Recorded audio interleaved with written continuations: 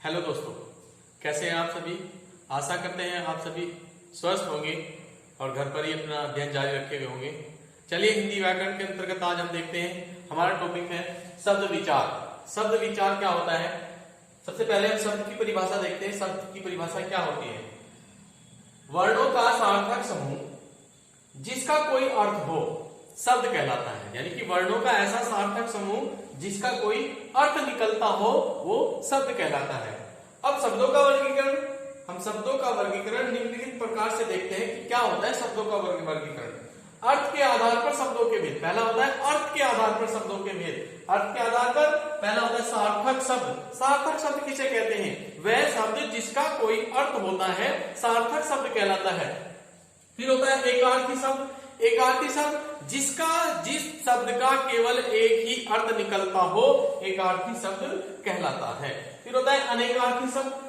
जिस शब्द के अनेक अर्थ निकल जाते हैं उसे अनेकार्थी शब्द कहते हैं। फिर होता है पर्यायवाची शब्द। तीसरे नंबर पर पर्यायवाची शब्द या समानार्थी शब्द। जो शब्द समान अर्थ प्रकट करता है तो वो समानार्थी शब्द या पर्यायवाची शब्द कहलाता है। फिर होता है विपरीतार्थ या विलोम शब्द। जिस शब्द का अर्थ उल्टा निकलता है वो विलोम शब्द कहलाता है।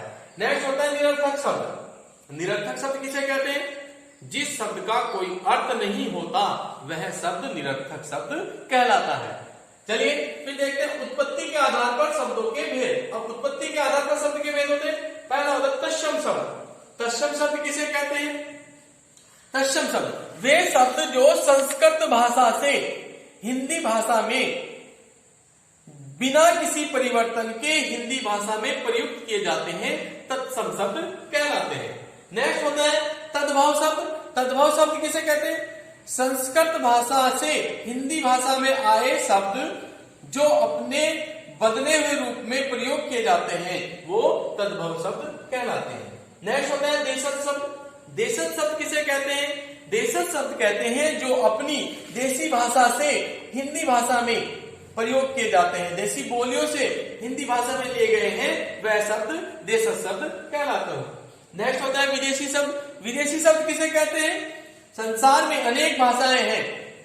संसार में अनेक भाषाएं, उन भाषाओं से जो शब्द हिंदी भाषा में प्रयोग किए जाते हैं वो विदेशी शब्द कहलाते हैं। नेक्स्ट होता है उत्पत्ति या रचना के आधार पर। व्युत्पत्ति या रचना के आधार पर शब्द के भेद। रूढ़ शब्द।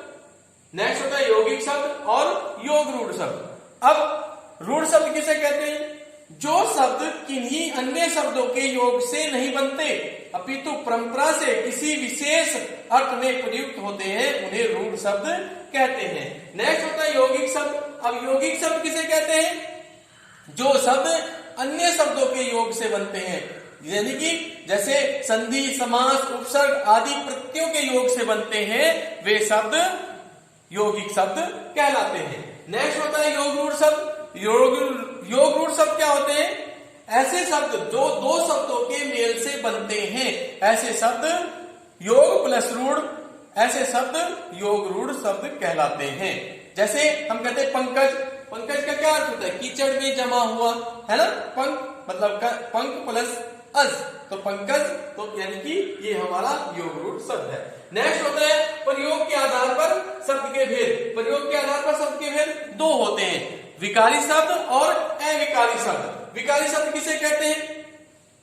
विकार का अर्थ होता है परिवर्तन। जो शब्द वाक्य में प्रयोग करने पर लिंग, वचन, कारक और काल के आधार पर अपना रूप बदल देता है उसे विकारी शब्द कहते हैं।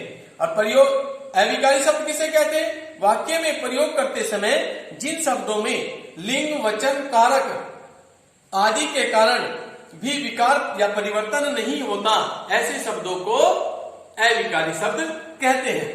अब देखिए, तो हमने शब्दों का जो वर्गीकरण किया वो चार आधार पर किया। शब्दों का वर्गीकरण चार आधार पर। पहला था अर्थ के आधार पर, दूसरा हमने किया उत्पत्ति के आधार पर, तीसरा हमने किया व्युत्पत्ति के आधार पर और चौथा जो हमने किया प्रयोग के आधार पर। अब अर्थ के आधार पर जो हमने शब्द पढ़े हैं उन्हें कहते हैं सार्थक शब्द, एकार्थी शब्द, अनेकार्थी शब्द, पर्यायवाची या समानार्थी शब्द, विपरीतार्थी या विलोम शब्द या निरर्थक शब्द। उसके बाद हमने उत्पत्ति के आधार पर शब्दों के भेद पढ़े।